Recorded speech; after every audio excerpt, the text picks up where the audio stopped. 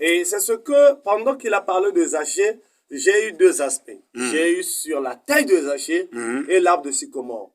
Il y avait des hommes grands de taille qui étaient en train de voir Jésus passer, mais ils avaient vu Jésus avec les deux yeux. Mais Zachée ne voulait pas voir Jésus avec ses deux yeux, mais Zachée avait déjà vu Jésus dans son cœur. Il voulait aussi que Jésus-Christ puisse prêter son intention envers Zachée. Yes. Qu'est-ce que Zachée va faire? Il dit, mon péché m'empêche de voir Jésus, parce que le péché empêche toujours.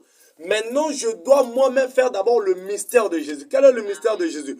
Porter le fardeau, accepter l'humiliation et monter sur la montagne et sur la croix qui va le crucifier. En réalité, l'arbre de sycomore a crucifié Zachée. Il a crucifié le vieux homme de Zachée, mais grâce à l'arbre de sycomore, ça a propulsé Zachée dans les hauteurs et c'est par là que tout le monde était là à la hauteur. Jésus le voyait, mais Jésus a jeté son intention vers Zachée. Pourquoi? Parce que Zachée avait monté sur l'arbre de sycomore. Donc la taille de Zachée symbolise le péché. L'arbre de sycomore symbolise le prix à payer.